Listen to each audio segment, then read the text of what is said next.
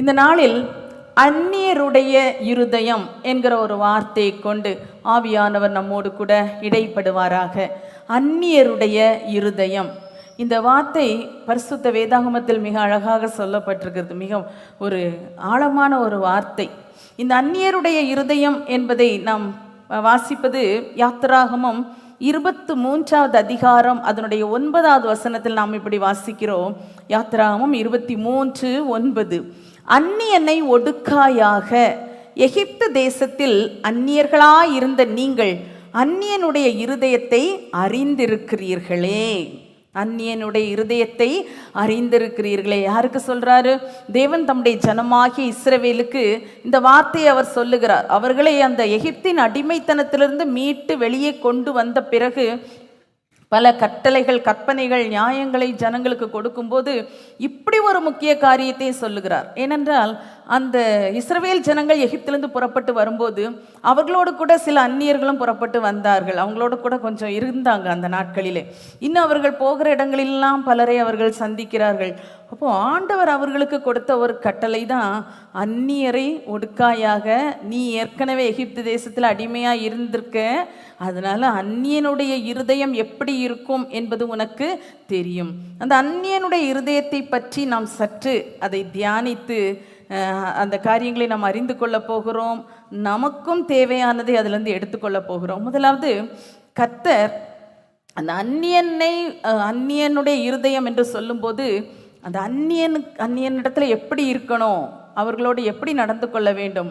உங்களுக்கு அந்நியன்னு சொன்னோன்னே யாருடா இந்த அந்நியன் அப்படின்னு நினைக்கிறீங்களா?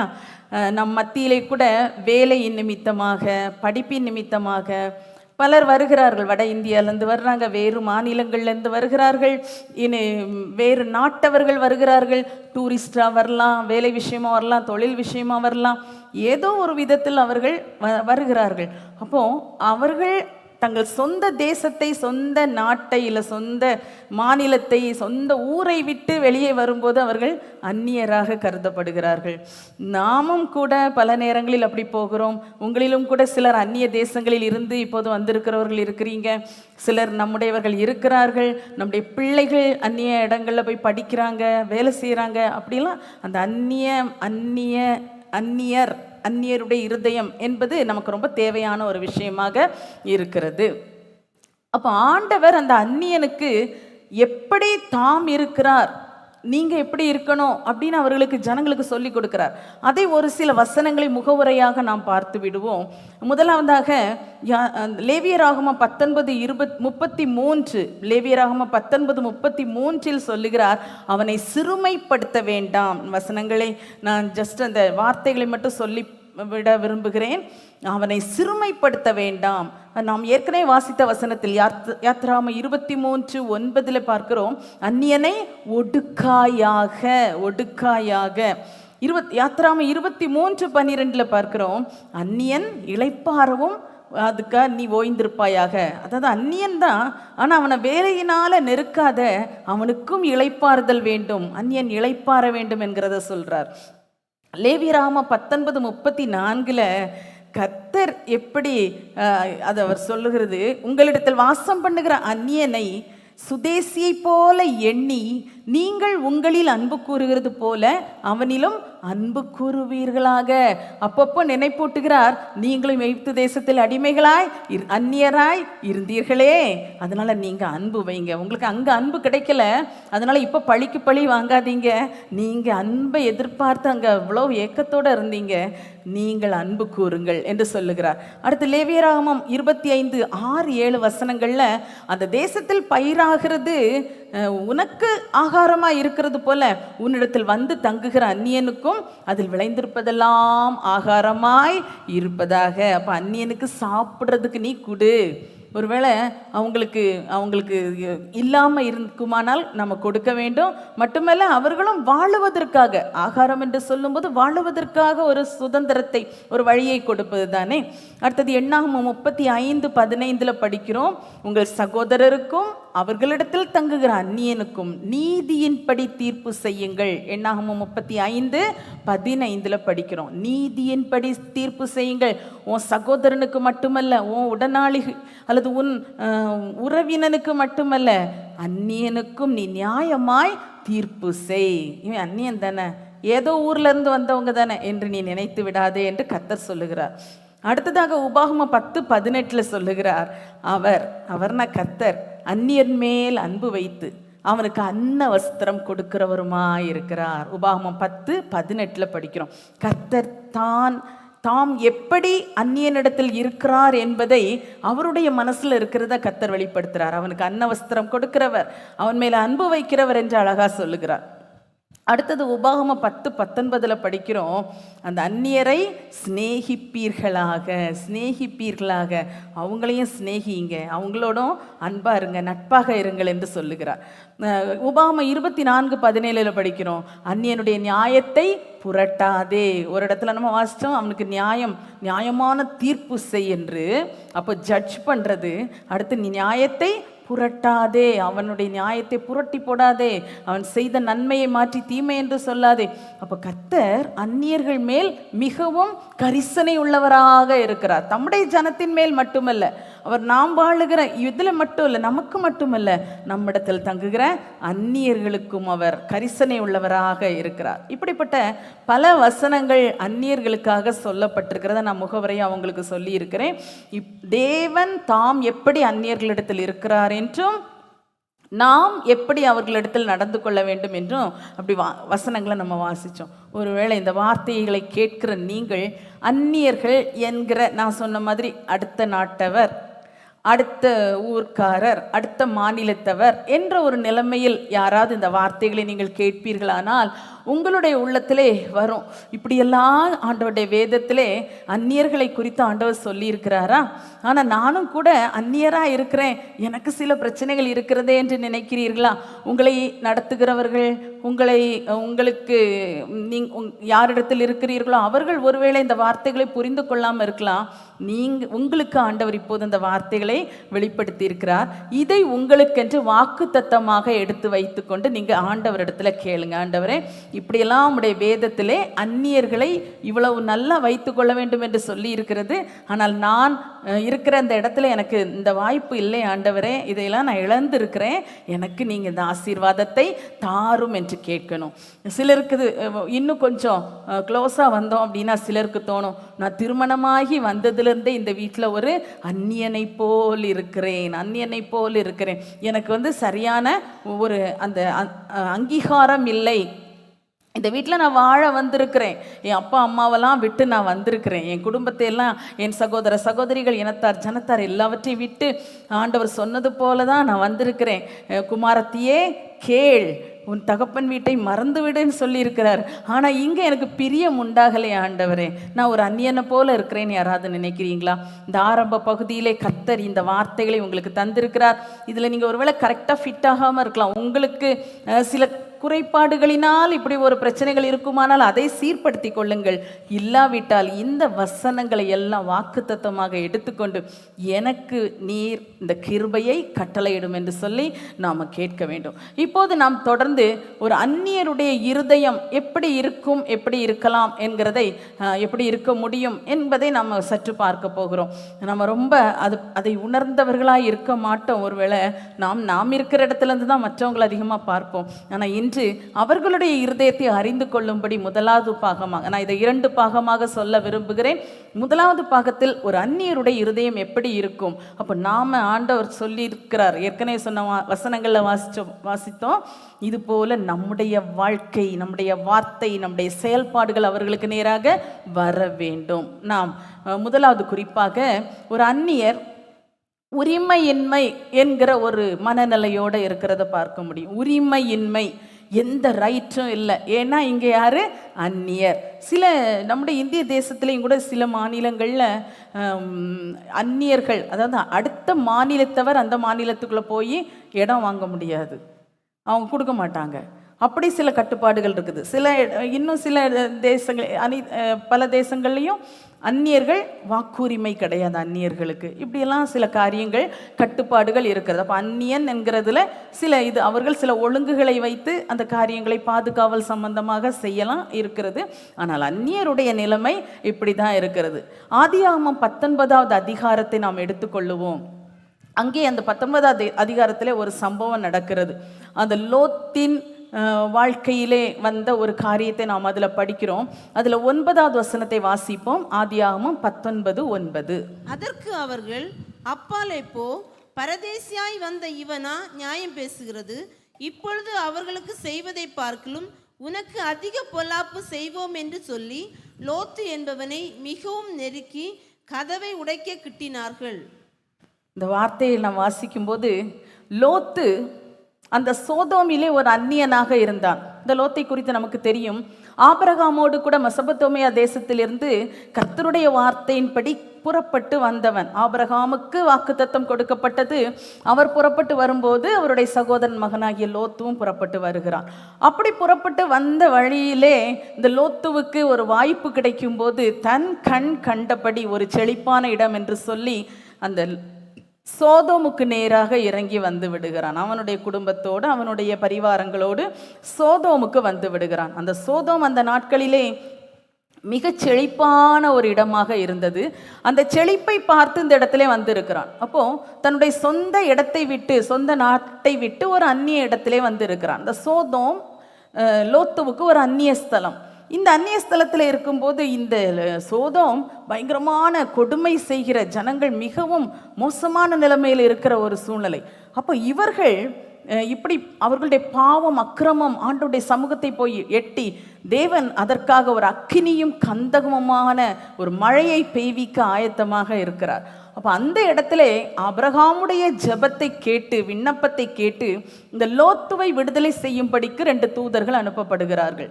இந்த தூதர்கள் வந்து லோத்துவை விடுதலை செய்ய அவன் வீட்டிலே ராத்திரி வந்திருக்கிறாங்க. அவங்க வந்த உடனே வீட்டுக்குள்ளே இவங்க பேசிகிட்டு இருந்திருப்பாங்க. அந்த நேரம் அந்த ஊர் மக்கள், அந்த இடத்துல உள்ளவங்கெல்லாம் வந்து சுற்றி கொண்டாங்க. உன்கிட்ட வந்திருக்கிற அந்நியன் யார்? வெளியே கொண்டு வா, நாங்கள் அவர்களை அறிய வேண்டும். அந்த ஜனங்கள் மிக மோசமான ஜனங்கள், தேவன் வெறுக்கிற பாவம், கொடிய பாவத்தை செய்கிற ஜனங்கள். அவர்கள் அப்படி சுற்றி நெருக்கி நிற்கும்போது இவன் லோத்து மட்டும் வெளியே வந்து இவங்கிட்ட பேசுகிறான். அந்த ஜனங்கள் அந்த 2 பேரும் என் கூரையின் நிழலில் வந்திருக்கிறாங்கப்பா, அவங்கள நீங்கள் எதுவும் செய்யக்கூடாது, நான் வேணா என் பிள்ளைகளை இது பண்ணுறேன் அப்படிலாம் சொல்லி பார்க்குறான். அந்த ஜனங்கள் மகா பாவிகளாக இருந்தபடினால அவங்க என்ன சொல்கிறாங்க, அப்பாலே போ, பரதேசியாய் வந்த இவனா நியாயம் பேசுகிறது. இந்த மாதிரி வார்த்தை நீங்கள் கேட்டிருக்கீங்களா என்னைக்காவது? ஒருவேளை உங்களில் பலர் கேட்டிருக்க மாட்டீங்க. வெளியூர்களிலே வேலை செய்ய, வெளியூரில் தங்கும்படியெல்லாம் போய் இருக்கும்போது யாருக்காவது 2 பேருக்கு ஒரு பிரச்சனை எதுவும் வந்து பேச போனால், நீ யார் இங்கே வந்த, நாங்கள் எங்கள் வேலையை பார்த்துக்கிடுவோம் அப்படின்னு சொல்லுவாங்க இல்லையா? அப்போ பேசுவதற்கான ஒரு உரிமை இல்லை, ஒரு பேச்சுரிமை இல்லை. ஒரு சகோதரத்துவம், ஒரு அன்பு என்கிற ஒரு அடிப்படையில் போகும்போது அங்கே போய் ஒரு காரியம் சொல்ல முடியாது. அப்போ இந்த லோத்துவுக்கும் அப்படிப்பட்ட ஒரு சூழ்நிலை தான். பரதேசியாய் வந்த இவனா நியாயம் பேசுகிறது அப்படின்னு ஒன்னே நாங்கள் இப்போ என்ன பண்ண போகிறோம் அப்படின்னு பாரு அப்படின்னு ரொம்ப நெருக்கி வருகிறார்கள். அப்போ தூதர்கள் இவனை உள்ளே இழுத்துக்கிட்டாங்க. அந்த ஜனங்களுக்கு குருட்டாட்டம் உண்டானது. அது தொடர்ந்து போய்கொண்டே இருந்து, சரி அது அந்த சம்பவம் நமக்கு வேண்டாம். இப்படிப்பட்ட ஒரு சூழ்நிலையில் இப்படிப்பட்ட வார்த்தை, ஏன்? ஒரு உரிமையின்மை, பேச உரிமை இல்லை, ஒரு வார்த்தை சொல்ல உரிமை இல்லை. இந்த லோத்து ரொம்ப ஒரு இந்த ஜனங்களுக்கு வந்து தீமை வரக்கூடாது, அவங்க வந்து தப்பு பண்ணக்கூடாது என்கிற ஒரு நல்ல எண்ணத்தோடு ஒரு ஆலோசனை சொல்லும்போது அதை கூட கேட்காதபடிக்கு பரதேசியாய் வந்த இவனா நியாயம் பேசுகிறது என்று ஒரே வார்த்தையில் பேசிட்டாங்க. அன்பான தேவ பிள்ளைகளை, நம்மை முதலாவது இந்த காரியத்தில் நிறுத்தி பார்க்கணும். நாம் சொந்த இடத்துல வாழுகிறவர்களாக இருக்கிறீர்கள் அநேகர். நாங்கள்லாம் ஊழியத்து நிமித்தம் பலர் இந்த இடத்துக்கு வந்திருக்கிறோம். ஆனால் உங்களுக்கெல்லாம் பலருக்கு இது சொந்த இடமாக இருக்கிறது. அப்போ சொந்த ஸ்தலத்தில் இருக்கிற நீங்கள், உங்களிடத்தில் வந்து தங்குகிற அந்நியர்கள் பலரை நீங்கள் பார்ப்பீர்கள், பலரை பார்க்கலாம். ஒருவேளை உங்களிடத்தில் சில உதவி கேட்டு வருகிறவர்களாக இருக்கலாம், ஏதோ ஒரு நிலைமையில் வேலைக்காக வருகிறவர்கள், அநேகர் வேலை விஷயமாக உடல் உழைப்பு வேலை செய்வதற்காக பல மாநிலங்களில் இருந்து, பல ஊர்களில் இருந்து வந்து தங்குகிறார்கள். அப்போ அவர்களையெல்லாம் பார்க்கும்போது நம்முடைய பார்வையில், நம்முடைய சிந்தனையில் முதலாவது என்ன எண்ணம் வருகிறது அதை நம்ம செக் பண்ணணும். நம்ம சாதாரணமாக சொல்ல நான் எல்லாரையும் நேசிக்கிறேன், எல்லார்ட்டையும் நான் அன்பாக இருக்கிறேன், நான் ஆண்டவரை அறிஞ்சிருக்கிறேன்னு சொல்லுவோம். ஆனால் வாயினால் ஒருவேளை பேசாவிட்டாலும் இனி நீங்கள் செக் பண்ணுங்க, ஒரு அந்நிய மாநிலத்தில், அந்நிய நாட்டில், இல்லை அந்நிய ஊரிலிருந்து வந்த ஒருவரை நீங்கள் பார்க்கும்போது உங்கள் ஃபஸ்ட்டு சிந்தனையில் வருகிற முதல் விஷயம் என்ன என்பதை நாம் கொஞ்சம் செக் பண்ணி பார்க்கணும். அப்போது நம்ம என்ன நினைக்கிறோம் அவங்கள குறித்து. ஆண்டவர் சொன்ன சில வார்த்தைகள் கொஞ்சம் தான் நான் வாசித்தேன், வசனங்கள் இன்னும் அநேகம் இருக்குது. நீங்கள் அந்நியரை குறித்த காரியங்களை எடுத்து வச்சு வேதத்தை பார்த்தீங்கன்னா என்ன ஆண்டவர் எழுதி வச்சிருக்கிறாருன்னு நம்ம இன்னும் கூட நிறைய எடுத்துக்கொள்ளலாம். ஆனால் நம்ம பார்த்த இந்த வசனங்களின்படி என்னுடைய சிந்தனை, என் நினைவு இந்த அந்நியனாகிய இந்த மனுஷன் அல்லது மனுஷியை குறித்து சரியானதாக இருக்கிறதா? நான் கரெக்டாக தான் அவங்கள பார்க்குறேன்னா, இல்லை உதாசீனமாக இவன் எங்கேயோ இருந்து பிழைக்க வந்திருக்கிறான், எங்கேயோ இருந்து வந்திருக்கிறான், இப்படி நம்ம நினைக்கிறோமா, பேசுகிறோமா? இன்னைக்கு நாம் அதை கரெக்ட் பண்ண வேண்டும். நிச்சயமாக கரெக்ட் பண்ணு. ஏன்னா ஆண்டவர் இதை கூட வேதத்தில் ரொம்ப ஸ்ட்ரிக்டாக எழுதி வச்சிருக்கிறார். அந்நியன் மேலே நீ அன்பு வைக்கணும்னு எழுதி இருக்கிறார். நீ எங்கேருந்து வந்த, எதுக்கு வந்திருக்கிற? இதுக்கு தானே வந்திருக்கிற. உனக்கு தமிழ்நாட்டில் நிறைய கிடைக்கும்னு தானே நீ அங்கேருந்து இங்கே வந்திருக்கிற. அப்படியெல்லாம் பேசக்கூடாது. இகழ்ச்சியாக, அசட்டையாக பேசவே கூடாது. நம்முடையவர்களும் பல நாடுகளில் பிழைக்கும்படியாக தங்கி காரியங்களை செய்யும்படியாக போயிருக்கிறார்கள் என்பதையும் மறந்து விடக்கூடாது. ஆண்டவர் சொல்லும் போதெல்லாம் அதை தான் சொல்றாரு. இஸ்ரவேல் தன் ஜனங்களுக்கு சொல்லும்போது, நீ எகிப்து தேசத்தில் அந்நியனா இருந்தா என்பதை நினைத்துக்கொள், நீ அங்கே இருந்தியே, அந்நியனா இருந்தியே அப்படிங்கிறத ஆண்டவர் அடிக்கடியாக சொல்லி காட்டுகிறதை நாம் பார்க்க முடியும். அப்போ அந்நியருடைய இருதயம் முதலாவது ஒரு உரிமையின்மை நிறைந்த ஒரு இருதயமாக இருக்கிறது. என்ன ஒரு பேசினாலும் செய்தாலும் என்ன பண்ணாலும் ஒரு லிமிட்டுக்கு மேலே ஒன்றும் பண்ண முடியாது. அன்னைக்கு லோத்தும் உள்ளே இருந்திருக்கலாம். ஆனால் லோத்துக்கு கொஞ்சம் நல்ல மனசு இருந்திருக்குது. இந்த ஜனங்கள் சீர்கற்றக்கூடாது, அவங்களுக்கு ஏதாவது அவங்க தப்பு பண்ணிடக்கூடாது என்பதற்காக ஒரு நல்ல ஆலோசனை கொடுக்க வர்றான். அந்த இடத்துல மிகவும் கடினமான வார்த்தை கேட்க வேண்டியது வருகிறது. இன்றைக்கு பேச்சுரிமை நான் சொன்ன மாதிரி நாம் சரி பண்ணிக்கொள்ள வேண்டும். நம்முடைய உள்ளம், உங்களில் யாருடைய உள்ளமாவது சில நேரத்தில் அந்நியன் என்கிற ஒரு வெறுமையை உணர்கிறதா? என் சொந்த ஊரை விட்டுட்டு நான் இங்கே இருக்கிறேன், ஏன்னா நான் பிறந்து வளர்ந்த ஊர்லன்னா இந்த காரியம் எனக்கு எவ்வளோ நல்லா இருந்திருக்கும், இதில் நான் எவ்வளோ நல்லா செய்யலாம், ஆனால் இங்கே என்னால் அதை செய்ய முடியலையே அப்படியெல்லாம் நினச்சி வருத்தப்படுறீங்களா? ஆண்டவர் உங்களுக்கு சொல்கிறாரு. அதுக்கு தான் நிறைய வசனங்கள் ஏற்கனவே கொடுத்துருக்கிறாரு. அந்த வார்த்தைகளை சொல்லி கேளுங்க. ஆண்டவரே, நான் அந்நியனாக தான் இருக்கிறேன், ஆனால் உம்முடைய வார்த்தையின்படி எனக்கு நீர் இரக்கம் கிடைக்க செய்யும் என்று சொல்லி நம்ம ஜெபிக்க வேண்டும். அப்போ அந்நியருடைய இருதயம் ஒரு உரிமையின்மையை உணர்கிற இருதயமாக இருக்கிறது. அதே சேர்ந்து அதோடு கூட பாதுகாப்பின்மை, அடுத்த குறிப்பாக பாதுகாப்பின்மையை உணர்கிற ஒரு இருதயம். இந்த இடத்துலையும் அப்படிதான். இந்த லோத்து ஏதோ ஒரு தைரியத்தில் வெளியே இறங்கிட்டாரு. ஆனால் அந்த இடத்துல எல்லா மக்களும் சூழ்ந்து கொண்ட உடனே இவருக்கு அதுக்கு மேலே அங்கே நிற்க முடியலை, இவரால் ஒன்றும் பண்ண முடியலை. நான் யோசிச்சு பார்த்தேன், அந்த ஸ்தலத்தில் தான் தன்னுடைய 2 பிள்ளைகளுக்கும் விவாகத்துக்கான காரியங்களை ஒழுங்கு பண்ணி வைத்திருந்தார். அவருக்கு 2 மகள்கள், லோத்துவுக்கு 2 பெண் பிள்ளைகள். 2 பெண் பிள்ளைகளுக்கும் கல்யாணத்துக்கு மாப்பிள்ளையெல்லாம் பார்த்து அந்த ஊரில் தான் ரெடி பண்ணி வச்சிருக்கிறார். அந்த 2 பேரை தனக்கு ஒரு சொந்தப்படுத்தி கொள்ளுகிற ஒரு வாய்ப்பு வருகிற அந்த சமயத்தில் கூட அந்த 2 பேரில் ஒருத்தன் கூட இவருக்காக பேசவே இல்லை. ஐயோ, அவரை ஒன்றும் பண்ணாதீங்க, இவருக்கு மகளை தான் நான் கல்யாணம் பண்ண போகிறேன்னு ஒருத்தனாவது சொல்லியிருக்கலாமா? அப்போ ஒரு பாதுகாப்பற்ற ஒரு நிலை அந்த அந்நியனுக்கு இருக்கிறதை நாம் பார்க்க முடியும். தனக்கு ஒரு உறவுக்கான ஒரு சூழலை உண்டாக்கப்பட்ட போதிலும் தனக்காக தன்னை காப்பாற்ற அந்த அந்நியனுக்கு ஒருவரும் கிடைக்கவில்லை. அப்போ ஒரு பாதுகாப்பற்ற ஒரு உணர்வு இருக்கிறத பார்க்கலாம். எப்போவுமே அது இருக்கும். ஒரு சூழ்நிலைன்னா, நான் இதில் போனால் எனக்கு ஏதாவது ஆயிருமோ, நான் வெளிநாட்டவரில் நான் இப்படி இருக்கிறேனே, எனக்கு பாதுகாப்பு இருக்குமா, எனக்கு யாராவது ஹெல்ப் பண்ணுவாங்களா, யாராவது சப்போர்ட் பண்ணுவாங்களா என்றெல்லாம் ஒரு எண்ணங்கள் இருக்கும். ஒரு 2-3 நாட்கள் போய் தங்கி வருகிற நேரத்தில் கூட அந்த இடத்துல நம்ம வெளிநாடுகளுக்கு போகும்போது ஏதாவது வெளியே போக வேண்டும் என்றால் சொல்லுவாங்க, பாஸ்போர்ட்டெல்லாம் கரெக்டாக எடுத்து வச்சுக்கணும். இப்படிலாம் சொல்லும் போதே கொஞ்சம் எப்படி இருக்கும், பயமாக இருக்கும். ஏன்னா நம்ம ஊரில் என்ன செய்ய மாட்டோம், ஆதார் கார்டு கூட கையில் எடுத்துகிட்டு போகிற பழக்கம் நமக்கு இருக்காது. அப்போது அப்படிலாம் சொல்லும்போதே இதெல்லாம் வச்சுக்கணுமா, அப்போ எங்கேயாச்சும் பிடிப்பட்டா ஏதாவது ஒரு சூழ்நிலை வந்தால் அப்படி மனசில் தானே என்ன செய்யுது, ஒரு பயம் ஏற்படுகிறது. அப்போ நீங்கள் யோசிச்சு பாருங்கள், அங்கேயே இருக்கிற நம்முடையவர்கள் சிலருக்கெலாம் அந்த அக்காம் கிடைக்காமல்லாம் கஷ்டப்படுறாங்க.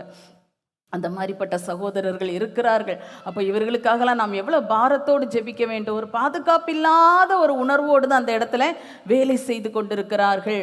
பிள்ளைகள் படிக்கும்படியாய் பல தேசங்களுக்கு போயிருக்கிறாங்க. அவர்களுக்கும் பாதுகாப்பு வேணும். அந்நிய இடங்களிலே அந்நியர்கள் என்று சொல்லும்போது ஒரு சூழ்நிலை வந்த உடனே இந்த லோத்துக்கு விரோதமான சோதோமின் மக்கள் கூட்டத்தை போல தான் எல்லா இடத்துலையும் இருப்பாங்க. அப்படி ஒரு காரியம் வந்த உடனே என்ன பண்ணுவாங்க, தப்பு எங்கே இருக்குதுன்னு பார்க்க மாட்டாங்க. ஒருவேளை தப்பு தன் ஜனத்தின் மேலே இருந்தால் கூட அவன் நம்ம ஆள் இல்லை அப்படின்னு சொல்லி அவங்க எல்லாம் ஒரு வட்டமாக வளைந்து கொள்ளுவார்கள். இந்த அந்நியர் என்பவர் தனிமையாக்கப்படுகிறார். அடுத்த நாட்டவர்கள். அப்போ நம்முடைய பிள்ளைகளுக்காக உங்கள் உங்கள் கணவராக இருக்கலாம், இன்னும் உங்கள் உறவினர்களாக இருக்கலாம், யார் யார் இப்படி அந்நிய தேசங்களில் அந்நிய மாநிலங்களில் அந்நிய ஊர்களில் இருக்கிறாங்களோ அவங்களுக்கெல்லாம் நாம் இப்போ பார்க்குற இந்த காரியங்கள் கேட்கிற இவைகளை வைத்து இதையெல்லாம் ஜெபக்குறிப்பாக்கி அவங்களுக்காக நம்ம ஜெபித்து கொண்டே இருக்க வேண்டும். பாதுகாப்பில்லாத ஒரு இடத்துல அந்த ஒரு மனநிலை, வேலைக்கு போனாலும் அப்படி தான் இருக்கும், வீட்டுக்கு திரும்பி வந்தாலும் அப்படி தான் இருக்கும், எல்லா நேரமும் அப்படி தான். அப்போ அந்த அந்நியருடைய இருதயம் ஒரு பாதுகாப்பின்மை உணர்கிற இருதயமாக இருக்கிறது. அடுத்ததாக உறவின்மை, உறவு இல்லாமை. உறவு யாருமே இல்லை. சிலருக்கு ஊர்லேருந்து போனவங்க ஒரு சிலர் இருக்கலாம், அங்கங்கே பக்கத்தில் இருக்கலாம். ஆனால் அதெல்லாம் எந்த அளவுக்கு க்ளோஸாக இருப்பாங்க அப்படின்னு தெரியாது. ஒருவேளை பிளட் ரிலேட்டட் இல்லை கொஞ்சம் இதானவங்க இருப்பாங்களா இருக்கலாம். இருந்தால் கூட அதிகமான பேர் இருக்கிற இடத்துல, சொந்த நாட்டில் சொந்த ஊரில் இருக்கும்போது பல உறவினர்கள், பல உறவுக்காரர்கள். ஆனால் அங்கே அந்த மாதிரி இல்லை. ஆபிரகாமுடைய வாழ்க்கையில் நம்ம இதை பார்க்க முடியும். ஆதியாகமம் 22வது அதிகாரத்தில் நம்ம பார்க்கிறோம். அங்கே தன்னுடைய மனைவியாகிய சாராள் மரித்த உடனே ஆபிரகாம் புலம்பி அழுகிறான். அவன் எங்கே இருக்கிறான்? மெசொப்பொத்தேமியாலையா இருக்கிறான்? இல்லை. அவன் ஆண்டவர் சொன்னபடி புறப்பட்டு அந்த தேசத்துக்கு, வாக்குத்தத்த தேசத்துக்கு வந்தாச்சு. அங்கே அவன் அந்நியனும் பரதேசியுமா தான் இருக்கிறான். அதை தான் சொல்லுறதை நம்ம வாசிக்க முடியும். ஆதியாகமம் 22:4வது வசனத்தில் படிக்கிறோம், நான் உங்களிடத்தில் அந்நியனும் பரதேசியுமாயிருக்கிறேன். நான் உங்களிடத்தில் அந்நியனும் பரதேசியுமாயிருக்கிறேன் என்று சொல்லி சில வார்த்தைகளை பேசிவிட்டு, உங்களிடத்தில் எனக்கு சொந்தமாக ஒரு கல்லறை பூமியை தர வேண்டும் என்றார். மனுஷனுக்கு வாழ்க்கையிலே ரொம்ப நெருக்கமான இக்கட்டான ஒரு ரொம்ப ரொம்ப ரொம்ப பயங்கரமான ஒரு நிலை தான் இந்த நிலை. தன்னுடைய மனைவி மரித்திருக்கிறாள், அவளை அடக்கம் பண்ணுறதுக்கு ஒரு இடம் இல்லை. எங்கேயாவது போய் பண்ண முடியுமா? பண்ண விட மாட்டாங்க. எல்லாம் அந்நிய புத்திரருடைய இடம். அப்போ அந்த அந்நிய தேசத்தில் எனக்கு எதுவுமே இல்லை, எனக்கு எந்த உறவுமே இல்லை. அவருக்கு ஒரு உறவு இருந்திருந்தால் பிரச்சனையே இல்லை, அவங்களே அழகாக அதுக்கான காரியங்களை செஞ்சுருப்பாங்க. இல்லை இவருக்கே இருந்திருந்தால் அது இன்னும் நல்லா இருந்திருக்கும். ஆனால் எதுவுமே இல்லாத ஆபிரகாம் அந்த ஜனத்தாரிடத்தில் போய், ஆபிரகாம் சாதாரண ஆளில் நமக்கு தெரியும், செல்வ சீமானாய் இருந்தான். அந்த ஆபிரகாமும் லோத்து ஒன்றா இருக்கும்போது அவர்களுடைய மந்தையை பூமி தாங்கக்கூடாத அளவுக்கு பெரிய மந்தை கூட்டமாக இருந்தது. அப்போ அவ்வளோ பெரிய ஒரு மனுஷன்தான். ஆனால் அவர் இந்த உலகத்திலே தேவன் கொடுத்த வாக்குத்தத்த பூமி தான். ஆனால் அவர் அங்கே எப்படி இருந்தாராம்? அந்நியரும் பரதேசியுமாய் நான் இருக்கிறேன், அதனால எனக்கு சொந்தமான கொஞ்சம் இடத்த தந்தா நான் வீடு கட்டிடுவேன்னு கேட்கல, கல்லறை பூமியை தர வேண்டும் என்று சொல்லி கேட்டார். அதே போல் அவர் அதற்கான பணத்தை கொடுத்து கல்லறை பூமி வாங்கி தன்னுடைய மனைவி அதிலே அடக்கம் பண்ணினார். பிறகு அவருடைய அந்த முற்பிதாக்களின் வரிசை அந்த இடத்த தான் பிடித்தது. அதுக்கு ஆண்டவருடைய பெரிய அது ஒரு திட்டமாக இருந்தது. அப்போ இப்படிப்பட்ட சில சூழ்நிலைகள் சிலருக்கு வந்து விடுகிறது. உறவின்மை, உறவு இல்லை, எனக்கு உறவுக்காரர் இல்லை, சொந்தக்காரர்கள் இல்லை, சொந்த பந்தம் இல்லாத ஒரு சூழ்நிலை இருக்கிறது. அப்போ அந்நியராக இருக்கிறவர்களுக்கு அந்நிய இடங்களில் உறவில்லை. அப்போ நம்ம மத்தியிலையும் கூட சிலர்லாம் இருக்கிறாங்க. அப்போ ஒரு விவாகம் இல்லை ஒரு வீடு பிரதிஷ்டை, சில நிகழ்ச்சிகள், சந்தோஷமான காரியங்கள்லாம் நம்ம செய்கிறோம். அந்த மாதிரி வரும்போது உங்கள் பக்கங்களில் சும்மா ஓடி ஓடி ஓடி சொந்த பந்தங்களுக்கும் மட்டும் கார்டு கொடுத்து அழைக்கிறது இல்லை. பக்கத்தில் இருக்கிற இப்படிப்பட்ட அந்நியர்களையும் அதற்காக அழைக்க வேண்டும். அவர்களையும் அந்த சந்தோஷத்திலே பங்கு பெற அவர்களை அழைக்க வேண்டும். ஒரு சின்ன ஒரு உறவு, அவர்களோட எந்த அளவுக்கு நாம் இருக்க வேண்டும் என்கிறதற்கான ஞானத்தை ஆண்டவர் நமக்கு தருகிறார். அந்த ஞானத்தின்படி அவர்களோடு பழக வேண்டும். எல்லாரிடத்துலையுமே அப்படி தான் பழகிக்கொள்ள வேண்டும். அதே நேரம் ஆண்டவருடைய வார்த்தையின்படி இப்படிப்பட்ட சில காரியங்களை நாம் செய்ய வேண்டும் என்று கர்த்தர் எதிர்பார்க்கிறார். அப்போ நம்ம பார்த்த இந்த உரிமையின்மை, பாதுகாப்பின்மை, உறவின்மை, இதெல்லாம் ஒரு நெகட்டிவான விஷயங்கள். இந்த மாதிரிப்பட்ட ஒரு எண்ணங்கள், ஒரு சூழ்நிலைகள் வாழ்க்கையிலே இருக்கிறது, அந்நியர்களிடத்திலே இருக்கிறது. அடுத்ததாக பார்க்கும்போது ஒரு ஏக்கமும் எதிர்பார்ப்பும். ஒரு ஏக்கமும் எதிர்பார்ப்பும். இந்த ஏக்கமும் எதிர்பார்ப்பும் என்னவா இருக்கும்? என்னவா இருக்கும்னு நினைக்கிறீங்க? எப்படா எனக்கு இந்த 2 வருஷ வேலை முடித்த உடனே என் முதலாளி எனக்கு டிக்கெட் போட்டு கொடுப்பாரு, பாஸ் டிக்கெட் போட்டு கொடுப்பாரு, உடனே நான் என்ன செய்வேன்? ஊருக்கு வருவேன். சிலருக்கு 1 வருஷத்துக்கு ஒருக்கா வர வாய்ப்பு கிடைக்குது. சிலருக்கு 2 மாதம் அங்கே வேலைன்னா அடுத்து இங்கே 2 மாதம் ரெஸ்ட், அவங்களுக்கு விடுப்பு கிடைக்கிறது. எப்படியோ அவரவருக்கு சொந்த நாட்டுக்கு சொந்த ஊருக்கு வருவதற்கான ஒரு வாய்ப்பு. இன்னும் நம்முடைய தேசத்துக்குள்ள வேலை மற்ற மாநிலங்கள் மற்ற ஊர்களில் வேலை செய்கிறவங்களுக்கும் அப்படி தான். எப்போ சம்மர் வெக்கேஷன் வரும், எப்போ இல்லைன்னா கிறிஸ்து பிறப்பு அந்த நாட்கள் வரும், வருஷ இறுதி நாட்கள் வரும், நான் என் சொந்த ஊருக்கு போவேன் என்ற ஒரு ஏக்கம் உள்ளத்தில் இருந்து கொண்டே இருக்கிறது. அதற்கான எதிர்பார்ப்பும் இருந்து கொண்டே இருக்கிறது. அதை நான் ஒரு குறிப்பிட்ட காரியத்துக்காக இந்த ஊருக்கு வந்தேன், என் பிள்ளைகளை படிக்க வைக்கணும், எனக்கு ஒரு வீடு கட்டணும், இதுக்காக நான் உழைப்பதற்காக வந்தேன், என் பர்பஸ் முடிஞ்சாச்சு, இனி நான் என்ன பண்ணுவேன்? என் ஊருக்கு போவேன். இந்த ஒரு எண்ணம், ஒரு ஏக்கமும் ஒரு எதிர்பார்ப்பும் நிறைந்த ஒரு நிலைமையாக இருக்கிறது. அப்போது இப்படிப்பட்ட ஒரு ஏக்கத்தோடு தான் அவங்களும் இருப்பாங்க. நம்ம மத்தியில் இருக்கிற அந்நியர்கள் என்று சொல்லப்படுகிறவர்களும் சரி, நம்முடையவர்கள் வெளியில் போயிருக்கிறவங்களும் அப்படி தான் இருப்பாங்க. எப்படா ஊருக்கு வருவேன்? நாம் இங்கே இருந்துட்டு அம்மாமார் சொல்லுவாங்க, இப்போ தான் இப்போ காலேஜில் கொண்டு சேர்த்துட்டு வந்தேன், அடுத்தது ஊருக்கு வரணும்னு கேட்டுட்ருக்காளேன்னு சொல்லுவாங்க. அந்நியர்கள்ட்ட இருதயம் அப்படி தான் இருக்கும். ஆனால் என்ன பண்ணுறது? படித்து முடிப்பது வரை அந்த 3 வருஷம் 5 வருஷம் எத்தனை வருஷமோ இருந்து படித்து, அதுக்கு இடையில பெரிய லீவுகள் வரும்போது வருவாங்க, இல்லாவிட்டால் அங்கே இருந்து படிக்கணும். அதற்காக உற்சாகப்படுத்தி அம்மாமாரும் நல்லா ஜெபிக்கணும். அதற்காக பிள்ளைகளுக்கு நல்ல வார்த்தைகளை சொல்லி உற்சாகப்படுத்துங்க. எப்போவுமே வீடுன்னு கேட்காத, சும்மா ஓடி வரணும்னு நினைக்கிறாத. சில பிள்ளைகள் வேலை கிடைத்து போவாங்க. அப்படி ஒரு சிலரை பற்றி சொல்லி வருத்தப்பட்டு ஜெபிக்க கேட்டாங்க. போயிட்டு ஒரு பையன் சொன்னானா, அம்மா நீங்கள் வைக்கிற மாதிரி குழம்பெல்லாம் டேஸ்ட்டாக இல்லைம்மா, நான் வந்துடுறேம்மா ஊருக்கு. எப்படி ஆண்டவராக தந்த ஒரு வேலை, இன்றைக்கி வேலை கிடைக்கிறது எவ்வளோ கஷ்டமாக இருக்குது. அப்போ நம்முடைய பிள்ளைகள் அந்நிய இடத்துல போயிருக்கும்போது அவங்களுக்கு அங்கே உள்ள சாப்பாடு, அங்கே உள்ள மக்கள் பழக்கம், அங்கே உள்ள யாரையுமே பார்த்தா சிலருக்கு பிடிக்கலை, அப்படிலாம் கஷ்டப்படுறாங்க. நாம் இந்த காரியங்களை மனதில் வைத்து நம்ம பிள்ளைகளுக்காகவும் ஜெபிக்கணும். நான் முதலாவது சில வசனங்களை சொன்னனே, வாக்குத்தத்தமாக வச்சுக்கோங்கன்னு. இதை சொல்லி, ஆண்டவரே அந்நியனை சிநேகிக்கும்படி சொல்லி இருக்கிறீரேப்பா, என் பிள்ளை அந்நிய இடத்துல இருக்கிறா, அவளை வந்து சிநேகிக்கட்டோம்ப்பா, அன்பாய் நடத்தட்டும் ஆண்டவரே அப்படின்னு சொல்லி அவங்க அந்த பிள்ளைக்கு அங்கே உள்ள ஆகாரங்கள் தேவையானது கிடைக்கட்டும். இன்னைக்கு ஆகாரங்கள் அந்நிய இடங்கள்ல யாருக்குமே ஒத்துக்கிறது இல்லை. வேறு மாநிலங்களிலே வேறு ஊர்கள்லேருந்து இங்கே வந்தாங்கன்னா சொல்லுவாங்க, இங்கே குண்டு அரிசியாக இருக்குது, சாப்பிட முடியலை அப்படிம்பாங்க. இங்கே டெய்லி மீனாக போடுறீங்க, இங்கே எங்களுக்கு சாப்பிட முடியல, ஏன்னா காய்கறியாக சாப்பிட்டு வளர்ந்துருப்பாங்க. நாமும் எப்படி இங்கேருந்து அந்த பக்கம் போயாச்சுன்னா, ஐயோ டெய்லி காய்கறியாக இருக்குதே, மீன் கிடைக்கலையே, இல்லை அரிசி, ஐயோ அந்த சின்ன அரிசி யாரால சாப்பிட முடியும், நமக்கு சாப்பிட்ட மாதிரியே இல்லையே. எல்லா பக்கத்துக்கும் பிரச்சனைகள் இருக்க தான் செய்யுது. அப்போது அந்தந்த சூழ்நிலைகள், ஒரு நிலைமை வந்தாச்சு, நமக்கு அந்நியன் என்கிற ஒரு நிலைமைக்குள் வந்துவிட்டோம். இனி அதில் எவ்வளவு காலம் நீடிக்கணுமோ, எவ்வளவு காலம் நிற்கணுமோ அதற்கேற்ற கிருபையை கர்த்தர் தர வேண்டும். உங்கள் பிள்ளைகளுக்கு அந்த நல்ல ஆலோசனைகள் எல்லாம் சொல்லி, இனியெல்லாம் அவங்க அடுத்தது நிறைய மேற்படிப்பு போகிற பிள்ளைங்க அதுக்கெல்லாம் ஆயத்தமாகிட்டு இருக்கிறாங்க. அதெல்லாம் குறித்து அவங்கள்ட்ட அடிக்கடி பேசுங்க, அப்பப்போ பேசுங்க. சில காரியங்களை தாங்களே சமைத்து கொள்ளுகிறதுக்கு பழக்கி கொடுங்க. இப்படியெல்லாம் வரும்போது இந்த அந்நியனுடைய இருதயம் என்பது நமக்கு நல்லா தெரியணும். இன்னைக்கு அதுக்கு தான் ஆண்டவர் இந்த வார்த்தையை நமக்கு தந்திருக்கிறார். அடுத்தது சிந்தையும் பேச்சும். எப்போ பார்த்தாலும் மனசில் எது தான் ஓடுது? சொந்த நாடு தான் ஓடுது.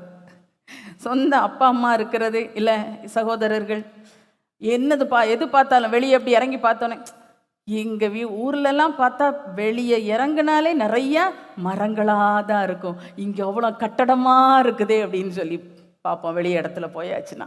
அப்போ அந்த சிந்தனை எங்கே தான் இருக்குது? அங்கே நமக்கு இன்னும் அடாப்ட் ஆகலை. என்ன தான் அங்கே சரி வேலை பார்க்கணும், படிக்கணும் அப்படின்னு சொல்லி சமாளித்தாலும் அந்த நாட்களுக்கு, அந்த அவ்வளோ நாட்களும் சிந்தனையில் அடிக்கடி எது தான் வருது? சொந்த ஊர் தான் வந்துக்கிட்டே இருக்குது. இது ஒரு நல்ல ப்ளஸ் பாயிண்ட். சிலர் அப்படி அங்கங்கே செட்டில் ஆயிடுவாங்க. நான் அவங்கள பற்றி சொல்லலை, ஆனால் அநேகருக்கு, ஏன்னா அங்கே இருக்கும்போதே பணத்தெல்லாம் என்ன பண்ணுவாங்க? ஊருக்கு அனுப்புவாங்க. எப்படி கஷ்டப்பட்டு சொல்லுவாங்கள்ல, வாயை கட்டி வயிற்ற கட்டி சம்பாதிச்சு பணத்தை ஊருக்கு அனுப்புறது. இதுக்காக இங்கே நல்ல ஒரு வீடு, வாழ தேவையான ஒரு வீடை உண்டாக்கணும், பிள்ளைகள் நல்லா படிக்கணும், இங்கே உள்ள காரியங்கள் இது பண்ணணும். அங்கே உள்ள காரியங்களை யோசிக்க மாட்டாங்க. அங்கே உள்ள வீடுகளில் நம்ம போய் பார்க்க நேரிட்டால் ரொம்ப சின்னதாக இருக்கும். பல இடங்கள் அப்படி தான் இருக்கும். ஏன்னா இங்கே நல்ல பெரிய வீடு கட்டியிருப்பாங்க, ஆனால் அங்கே போய் இருக்கிறது சின்னதாக ஒரு வீட்டில் இருப்பாங்க. ஏன் நாங்கள் தான் வந்துடுவோமே, நீ ஊருக்கு வந்துடுவோமே, இங்கே எதுக்கு வீணா பணத்தை செலவு பண்ணோம், ஏன் வீணா பிரயாசத்தை செலவு பண்ணோம். ஒரு பொருள், ஒரு மெஷின்ஸ் அந்த மாதிரிலாம் வாங்கினா கூட அதுக்கெல்லாம் பெரிய செலவு பண்ணுறது இல்லை. ஊரில் நல்லதாக வாங்கி வைக்கணும், வீட்டில் நல்லதாக பண்ணணும். இப்படி ஒரு சிந்தனையும் பேச்சும் வீட்டை குறித்ததாகவே, சொந்த நாட்டை குறித்ததாகவே இருக்கும். அந்நியனுடைய இருதயம் அப்படி தான் இருக்கும். இன்னைக்கு உங்களில் யாருடைய இருதயம் அப்படி இருக்கும்? ஒருவேளை விடுமுறைக்காக வந்திருப்பீங்க, இந்த வார்த்தைகளை கேட்க நேரிடுகிறது, உங்கள் உள்ளம் அப்படி இருக்குதா? ஏற்ற காலத்திலே கர்த்தர் உங்களுக்கான இப்படிப்பட்ட வாசலை திறப்பார். என்றைக்கு நீங்கள் அந்நியர்களாய் இருக்க போவது இல்லை. குறிப்பிட்ட காலத்திலே உங்களுக்கான எல்லா நன்மைகளையும் தந்து மிகுந்த பரிவாரத்தோடு உங்கள் சொந்த ஊரில் வந்து செட்டில் ஆகிறதுக்கு கர்த்தர் உங்களுக்கு கிருபை தருவாராக. அதற்கிடையில் உள்ள நாட்களிலே உள்ளத்தை வருத்தத்துக்கும் பாரத்துக்கும் இடம் கொடுக்க வேண்டாம். சரி, இவ்வளோ நேரம் எங்கேயோ போய் இருக்கிறவர்கள் இல்லை எங்கேருந்தோ எங்கேயோ வந்தவர்களை குறித்து நம்ம பேசணும். இப்போ நம்மை குறித்து நாம் பார்க்க போகிறோம். நாம் எல்லாருமே அந்நியரும் பரதேசிகளுமாய் இருக்கிறோம். எப்படி? சரிதானா? எங்க நான் இந்த ஊர்லே பிறந்து வளர்ந்து, இல்லை இங்கே இந்த குமரி மாவட்டத்திலே தான் நான் இருந்துட்டுருக்கிறேன், இல்லை இங்கே தான் நான் இருக்கிறேன், இப்படி சொல்லிட்டீங்கன்னு நீங்கள் நிச்சயம் சொல்ல மாட்டீங்க. உங்களுக்கு நல்லா தெரியும், இந்த உலகத்துக்கு உரியவள் அல்ல நான். ஹல்லேலூயா. ஆண்டவர் இயேசு சொன்னார், நான் இந்த உலகத்துக்கு உரியவனா இல்லை, உலகத்தானா இல்லாதது போல நீங்களும் உலகத்தார் அல்ல. நாம் பரலோகத்துக்கு உரியவர்கள், நித்திய ராஜ்யத்துக்கு உரியவர்கள், தேவனுக்கு உரியவர்கள். அப்போ நாமும் இந்த உலகத்திலே அந்நியரும் பரதேசிகளுமாய் இருக்கிறோம். அதுதான் இந்த ஆபிரகாமுடைய வாழ்க்கையிலே நாம் ஒரு வசனத்தை எடுத்து வாசிப்போம். எபிரேயருக்கு எழுதின நிருபம் அதனுடைய 11வது அதிகாரத்தை எடுத்துக்கொள்ளுவோம். எபிரேயர் 11வது அதிகாரம் 9-10 வசனங்களை வாசிப்போம். விசுவாசத்தினாலே அவன் வாக்குத்தத்தம் பண்ணப்பட்ட தேசத்திலே பரதேசியை போல சஞ்சரித்து அந்த வாக்கு தத்தத்திற்கு உடன் சுதந்திரராகிய ஈசாக்கோடும் யாக்கோபோடும் கூடாரங்களிலே குடியிருந்தான். ஏனெனில் தேவன் தாமே கட்டி உண்டாக்கின அஸ்திபாரங்களுள்ள நகரத்துக்கு அவன் காத்திருந்தான். இந்த வார்த்தைகளை பார்க்கும்போது ஆபிரகாம் தேவன் வாக்குத்தத்தம் பண்ணின, அதாவது இந்த பூமியிலே அவர் வாக்குத்தத்தம் பண்ணின கானான் தேசத்துக்குள் அவனை கொண்டு போனார். அங்கே கொண்டு போனாலும் அந்த ஆபிரகாமுக்கு தேவன் ஒரு மேலான தரிசனத்தை கொடுத்திருந்தார். அதுதான் தேவன் கையால் கட்டி, தேவன் தாமே கட்டி உண்டாக்கின அஸ்திபாரங்கள் உள்ள ஒரு நகரத்தை தேவன் அவனுக்கு காட்டி கொடுத்திருந்தார். அது எல்லாருக்கும் அது காண்பிக்கப்படவில்லை. இன்றைக்கு பரிசுத்த வேதாகமத்தின் மூலமாக யார் யார் நாம் வாசிக்கிறோமோ நமக்கு எல்லாருக்கும் காண்பிக்கப்படுகிறது. ஆனால் அன்னைக்கு அந்த பாக்கியம் எல்லாருக்கும் இல்லை. ஆபிரகாமுக்கு தேவன் அதை காண்பித்து கொடுத்து விட்டார். அப்போ சொந்த வாக்குத்தத்தம் கிடைச்சிருச்சு. அந்த வாக்குத்தத்தத்தை நிறைவேறுதலும் வந்து விட்டது. கானான் தேசத்தில் ஆண்டவர் கொண்டு வந்துட்டார். அங்கே கொண்டு வந்த பிறகும் ஆபிரகாம் தனக்கென்று வீடு கட்டவில்லை, பட்டணங்கள் கட்டவில்லை. அவருக்கு ஆண்டவர் ஒரு விஷன், ஒரு தரிசனத்தை கொடுத்துட்டார். அப்போ அதை தான் அவர் பார்க்கிறார். தேவன் கட்டி உண்டாக்கி இருக்கிற அஸ்திபாரங்கள் உள்ள நகரம் எனக்காக இருக்கிறது, அதனால் அதுக்காக நான் காத்திருக்கிறேன். அதனால் இந்த உலகத்தில் எனக்கு பட்டணங்கள் வேண்டாம், வீடு வேண்டாம் என்று சொல்லி கூடாரங்களில் குடியிருந்தான். அப்போ இப்போ ஆண்டவர் நம்மையும் அப்படி தான் வைத்திருக்கிறார். நாமும் அந்நியரும் பரதேசிகளுமாய் இருக்கிறோம். அவங்க அப்படி தான் அறிக்கை பண்ணினாங்களாம். அந்நியரும் பரதேசிகளும் என்று அறிக்கை பண்ணினார்கள். இப்படி தான் கர்த்தர் நம்மிடத்தில் எதிர்பார்க்கிறார். நாம் அந்நியரும் பரதேசியுமாய் இருக்கிறோம். இப்போ நம்ம முன்னாடி வருவோம், ஃபஸ்ட்டு சொன்ன குறிப்புக்கு வருவோம். இந்த அந்நியருடைய இருதயம் என்று நம்ம பார்த்தோமே, இப்போ அந்த இருதயம் நமக்குள்ளாக வந்துவிட வேண்டும். ஆவிக்குரிய இஸ்ரவேலராகிய, ஆவிக்குரிய தேவ பிள்ளைகளாகிய நமக்குள்ளாக இந்த ஒரு எண்ணம் வரணும்னு ஆண்டவர் விரும்புகிறார். ஏன்னா இந்த உலகத்தில் வாழ்ந்து சுகித்து உலகத்தோட முடிந்து போகிறதற்காக நான் உன்னை தெரிந்து கொள்ளவில்லை, நாம் தேவனுக்காக தெரிந்து கொள்ளப்பட்டிருக்கிறோம். அதை தானே நாம் கொலோசையர்ல வாசிக்கிறோம். எடுத்து வாசிப்போமா? கொலோசையர் 3வது அதிகாரம் 1 முதல் வாசிப்போம். நீங்கள் கிறிஸ்துவுடன் கூட எழுந்ததுண்டானால் கிறிஸ்து தேவனுடைய வலது பார்சத்தில் வீற்றிருக்கும் இடத்திலுள்ள மேலானவைகளை தேடுங்கள், பூமியில் உள்ளவைகளை அல்ல, மேலானவைகளையே நாடுங்கள். ஏனென்றால் நீங்கள் மரித்தீர்கள், உங்கள் ஜீவன் கிறிஸ்துவுடனே தேவனுக்குள் மறைந்திருக்கிறது. நம்முடைய ஜீவனாகிய கிறிஸ்து வெளிப்படும் போது நீங்களும் அவரோடே கூட மகிமையிலே வெளிப்படுவீர்கள். அருமையான வசனங்களை வாசிக்க கேட்டோம். நாம் கிறிஸ்துவுடனே கூட எழுந்திருக்கிறோமா? கிறிஸ்து தேவனுடைய வலது பரிசத்தில் வீற்றிருக்கிற இடத்தில் உள்ள மேலானவைகளையே தேடுங்கள், பூமியில் உள்ளவைகளை அல்ல, மேலானவைகளையே நாடுங்கள். நாம தேவனோடு கூட வாழுகிற ஒரு அனுபவத்தை, நம்முடைய ஜீவனை அவர் அங்கே மறைத்து வைத்திருக்கிறார். ஹல்லேலூயா. அப்போ தேவனால் தெரிந்து கொள்ளப்பட்ட, அழைக்கப்பட்ட, கிறிஸ்துவின் விலையேற பெற்ற இரத்தத்தினால மீட்கப்பட்டு கிறிஸ்துவோடு உடன்படிக்கை செய்து, அதான் ஞானஸ்நான சத்தியத்துக்குள்ளாய் கடந்து வந்து அவருடைய அபிஷேகத்தை பெற்று இயேசுவுக்காக வாழுகிற நம்மை குறித்து சொல்லி இருக்கிறது. நீங்க இந்த உலகத்துக்கானவைகளை அல்ல, பூமியில் உள்ளவைகளை அல்ல, மேலானவைகளையே தேடுங்கள், மேலானவைகளையே தேடுங்கள். நீங்க அங்க உள்ளதை தான் நாடுங்கள், தேடுங்கள், இங்க உள்ளது அல்ல என்கிறார். இதுக்கு தான் ஆபிரகாம் ஒரு சிறந்த எடுத்துக்காட்டா நமக்கு முன்பாக நிற்கிறார். அந்நியனும் பரதேசியும் என்று அறிக்கையிடுகிற அனுபவம். ஆனா பல நேரங்களில் நம் உள்ளத்தில் அப்படிப்பட்ட எண்ணம் வருதா? நம்ம என்ன கேட்குறோம்? எனக்கு உரிமை இல்லையா? எனக்கு இதை சொல்றதுக்கு உரிமை இல்லையா? இந்த அந்நியருடைய இருதயம் அப்படி இருக்கும். நம்ம தியானித்தோமே. முதல் குறிப்பாக நம்மை வைத்து பார்ப்போம். நாம் ஒத்துக்கொள்கிறோமா? சில நேரத்தில் நம்ம சில காரியங்கள், நம்முடைய நியாயத்தை தெரிவிக்க முடியாத சில சூழ்நிலைகள் வருகிறது. நியாயத்துக்காக பேச முடியாத சூழ்நிலை வருது. நமக்காக பேசவும் ஒருவேளை ஒருவரும் இல்லாமல் இருக்கலாம், நமக்கும் பேச முடியலை. சில நேரம் வீட்டுக்குள்ளேயா இருக்கும், வெளியிலையா இருக்கும். அப்போ ஒரே வருத்தமாகி விடுகிறது அல்லவா? எனக்கு பேச உரிமை இல்லையா? எனக்கு ஒரு வார்த்தை சொல்ல முடியாதா? நான் சொன்னால் கேட்க மாட்டாங்களா என்று நினைக்கிறீங்க இல்லையா? ஆண்டவர் சொல்கிறாரு, நீ யாரு? பூமியிலே அந்நியனும் பரதேசியுமா இருக்கிறாய். சொல்கிறத சொல்லி பார்ப்போம். அதுக்கு மேலே கேட்கட்டா? மனதை தேற்றிக் கொள்ளுகிற ஒரு வசனமாக, வார்த்தையாக இதை எடுத்துக்கொள்ளுங்கள். நான் பேசுகிறத கேட்கல, சரி, நான் இங்கே யாரு? அந்நியனும் பரதேசி. இந்த பூமி எனக்கு சொந்தம் அல்ல, இந்த பூமி எனக்கு சொந்தம் அல்ல. எனவே நான் சொல்கிறத இப்படி தான் அவங்க கேட்பாங்க, கேட்காமலும் இருப்பாங்க.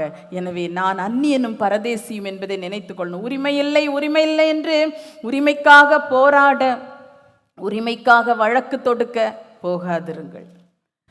சொத்து விஷயத்தில் பிரச்சனையாக இருக்கலாம், குடும்ப உறவுகளில் சில காரியங்கள் இருக்கலாம், எதுவாக இருக்கட்டும். அது கர்த்தருடைய பிள்ளைகள், உங்களுக்காக வைக்கப்பட்ட தேவ ஊழியர்கள், அவர்களோட கொண்டு வந்து ஷேர் பண்ணுங்க, அவங்களோட சேர்ந்து அதுக்காக ஜெபிக்கலாம். அந்த மாதிரிப்பட்ட சில காரியங்களை செய்யணுமே தவிர உடனடியாக நம் உரிமையை நிலைநாட்டும்படி உலகத்தாரை போல போக வேண்டாம். ஏனென்றால் கர்த்தருடைய வார்த்தை சொல்லுது, நாம யாரா? அந்நியரும் பரதேசியும். ஒரு தடவை சொல்லி பார்ப்போமா? ரொம்ப கஷ்டமா இருக்கும். யாராவது பரதேசி அப்படின்னு சொன்னா எவ்வளவு கோவம் வந்திருக்கு? கோவம் வந்திருக்கா? நான் என்ன பரதேசியா அப்படி நம்ம சொல்லியிருக்கோம் இல்லையா? ஆண்டோடைய வார்த்தை சொல்லுது, நீ அந்நியனும் பரதேசியுமா இருக்கிற. இந்த பூமி உனக்கு ஒரு டெம்பரரி தான், ஒரு வாடகை வீடு தான். அதாவது நம்முடைய ஆத்துமா வாழுவதற்காக, இந்த ஆத்துமா பூமியில் வாழுவதற்காக தேவன் ஒரு சரீரமாகிய கூடாரத்தை கொடுத்திருக்கிறார். அவ்வளவுதான் விஷயம். இந்த சரீரத்தை பற்றி பெருமை பாராட்ட, மேன்மை பாராட்ட, உரிமை பாராட்ட ஒன்றுமே கிடையாது. ஆண்டவர் இந்த ஆத்துமா உலகத்திலே, இந்த பூமியிலே வாழ வேண்டும் என்பதற்காக இந்த சரீரத்துக்குள்ள வச்சு இந்த பூமியில விட்டிருக்கிறார். ஒரு ஆவியை கொடுத்து அனுப்பி இருக்கிறார். ஏன் அனுப்பி இருக்கிறார்? நீ வாழ்ந்து நித்திய ஜீவனாகிய கிருபையை சுதந்தரித்து கொள்ளணும், பரலோகத்துக்கு வரணும். அதுக்காக தான் அனுப்பி இருக்கிறார். அதான் ஆண்டவர் சொல்லி அனுப்பி இருக்கிறார், நீ அந்நியனும் பரதேசியுமா இருக்கிறாய். அதனால உரிமை இல்லைன்னு நினைக்காத, பாதுகாப்பு இல்லைன்னு நினைக்காத, எனக்கு சப்போர்ட்டா யாரும் பேசலை. சில நேரத்தில் வீட்டுக்குள்ளேயே அப்படி வருது. நான் இந்த புருஷனை நம்பி வந்தேன், எனக்கு சப்போர்ட்டாக ஒரு வார்த்தை கூட பேசலை. இந்த மாமியார் பேசுறது, மாமனார் பேசுறது, யாரோ பேசுறதுக்கு ஒரு வார்த்தை கூட இவர் எனக்காக கேட்கலையேன்னு நினைக்கிறீங்களா? இது எப்படி என் வாழ்க்கை இருக்கும்? இந்த வீட்டில் எனக்கு என்ன பாதுகாவல் இருக்குதுன்னு ஏக்கத்தோடு இருக்கிறீங்களா சகோதரிகளே? ஆண்டோடைய வசனம் சொல்லுது, நீங்கள் பூமியிலே அந்நியரும் பரதேசியுமா இருக்கிறீங்க. உங்கள் கஷ்டங்களை, உங்கள் காரியங்களை கர்த்தரிடத்தில் மட்டும் சொல்லுங்க. உங்களுக்கு இந்த பூமியில் உங்களோடு இருக்கிறவர்கள் உங்களுக்காக பேசவில்லை, உங்களுக்காக கிரியை செய்யவில்லை என்று சொல்லி உங்களுடைய நம்பிக்கையை விட்டு விடாதீர்கள். சில சகோதரிகள் அப்படிதான், எனக்கு யாரும் சப்போர்ட் இல்லை, யாரும் பேச மாட்டேங்கிறாங்க, யாரும் எனக்காக ஒரு வார்த்தையும் சொல்லலை, ஒரு உதவியும் செய்யலை. ஏதோ என்னிடத்தில் கூட அன்பாக பேசவில்லை, அவர்கள் எல்லாம் ஒன்றாய் ஆகி விடுகிறார்கள், நான் மட்டும் தனியாக இருக்கிறேன், அப்படியெல்லாம் வருத்தப்பட்டு சிலர் தற்கொலை பண்ணிடுறாங்க. சிலர் இந்த குடும்பத்தை விட்டே, குடும்ப உறவை விட்டே வெளியே போயிடுறாங்க. சிலர் உள்ளே இருந்தாலும் வேதனைப்பட்டு தங்கள் சரீரத்தையும் கெடுத்து கொண்டு இருக்கிறார்கள். அப்படி யாரும் இருக்க வேண்டாம்.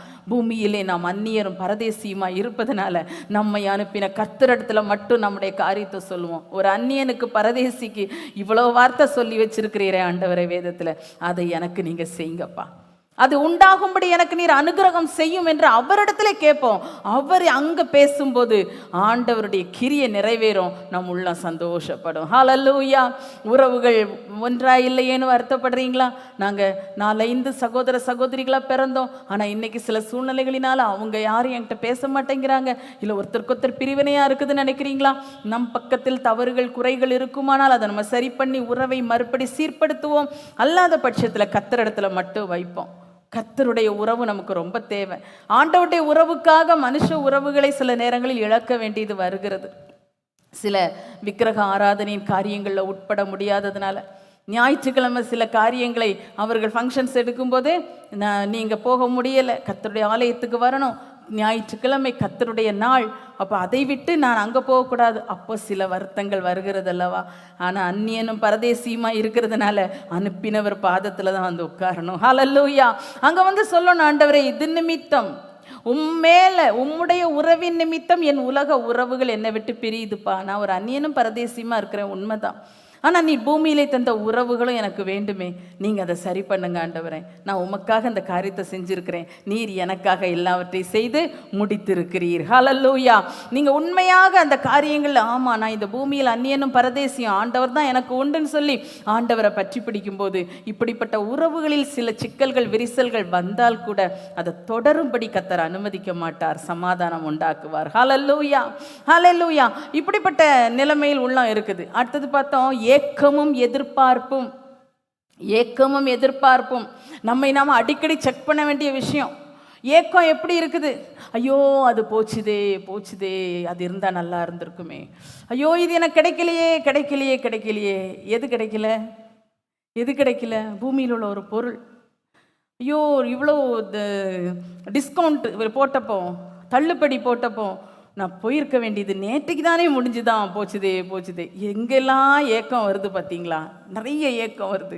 இந்த ஏக்கத்தெல்லாம் அப்படி நிறுத்தி வச்சு யோசிச்சு பார்க்கணும், நான் யாரு, நான் எதுக்காக ஏங்குறேன், என் ஏக்கம் ஏன் இந்த உலகத்துக்கானதில் இருக்குது?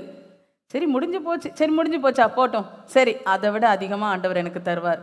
அதை 500 ரூபாய்க்கு வாங்கினாலும் ஆண்டவர் தான் எனக்கு தரணும், 550 ரூபாய்க்கு வாங்கணும் அப்படின்னாலும் இனி ஆண்டவர் தான் எனக்கு தரணும், எதுனாலும் ஆண்டவர் தான் தரணும். எனவே அதை பற்றி நான் இனி கவலைப்படுறதில்லை. அது போய் எத்தனை பேர்கிட்ட வருத்தம் தீப்போம்ல, ஐயோ அப்படி ஆயிடுச்சு, இது போச்சுதே, இது இப்படியே இல்லை. இப்படிப்பட்ட ஏக்கங்கள் நமக்கு இருக்குமானால் நாம் என்ன சொல்கிறோன்னா, நான் இந்த பூமியிலே அந்நியனும் இல்லை பரதேசியும் இல்லை, இந்த பூமி எனக்கு சொந்தம் அப்படின்னு இந்த பூமியை நம்ம சொந்தம் கொண்டாடுறோம், இந்த உலகத்தை சொந்தம் கொண்டாடுகிறோம். ஆண்டவர் இயேசு சொல்றார், மறுபடி நான் சொல்றேன், நான் உலகத்தான் அல்லாதது போல நீங்களும் உலகத்தார் அல்ல. நீங்க உலகத்தாரா இராம பார்த்துக்கங்கன்னு ஆண்டவர் சொல்லலை. நீங்க உலகத்தார் அல்ல, அதை திட்டவட்டமா கட் அண்ட் ரைட்டா கரெக்டா சொல்லிட்டார். அப்போ அதுல ஆப்ஷனே கிடையாது. நாம் உலகத்தை பற்றி கொண்டிருப்பதற்கு நாம் உலகத்தார் அல்ல. உலக சிநேகங்கள், உலக ஆடம்பரங்கள், உலக ஆசாபாசங்கள், அதுக்காக எவ்வளோ நேரம் செலவு பண்ணுறோம். நான் வெளியே புறப்படுறேன், நான் கல்யாண வீட்டுக்கு போகிறேன், இல்லை ஏதோ ஒரு ஃபங்க்ஷன் போகிறேன், கண்ணாடி முன்னால் எவ்வளோ நேரம் நிற்கிறேன், எவ்வளோ நேரத்தை நான் செலவு பண்ணுறேன். ஆண்டவர் முன்னால் எவ்வளோ நேரம் இருந்து என்னை சீர்தூக்கி பார்க்குறேன். அப்போ நான் என்ன அறிக்கை இடுகிறேன்? ஆபிரகாம் தன்னை அந்நியனும் பரதேசியும் என்று அறிக்கையிட்டார். இன்னைக்கு நான் என்னை எப்படி அறிக்கையிடுறேன்? ஆண்டவர் முன்னால் நிறுத்தி நம்மளை பார்க்கணும். நான் எதுக்காக ஓடிக்கிட்டு இருக்கிறேன்? ஒவ்வொரு காரியத்தில் யோசிக்கணும். சிலதுக்காக நம்ம ரொம்ப பிடிவாதமாக இருப்போம். இந்த பங்கு தான் எனக்கு தரணும், இந்த சொத்து தான் எங்களுக்கு வேணும், அப்படி இல்லாட்டா வேண்டாம், உங்களுக்கு தான் நீங்கள் வச்சுக்கோங்க சொல்லியிருக்கீங்களா? நாம் அந்நியரும் பரதேசியுமா இருக்கிறோம்.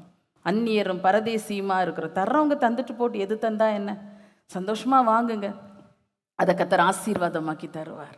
ஹல்லேலூயா, ஹல்லேலூயா. ஏக்கமும் எதிர்பார்ப்பும் அதுவாக தான் இருக்கும்.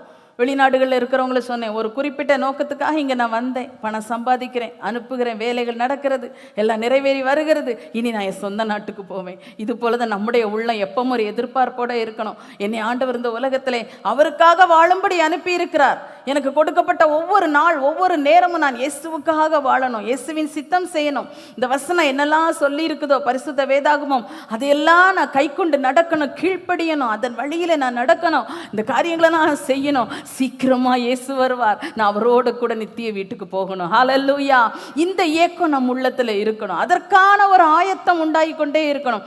அந்த சிந்தனை இருந்தால் தான் ஆயத்தமாகவும் முடியும். நம்ம ஏதோ ஒரு ப்ரோக்ராமுக்கு போக வேண்டும், அதை குறித்த ஒரு எண்ணம் இல்லை அப்படின்னா என்ன பண்ணுவோம்? 10 மணிக்கு ப்ரோக்ராம் போகணும், 10 மணிக்கு ஞாபகம் வரும், அடடா நான் ப்ரோக்ராமையே மறந்துட்டேனே, ஆயத்தமாகலையே, நான் இனி எப்படி போவேன்? அப்போ கிறிஸ்துவின் வருகையை இதைவிட பயங்கரம்.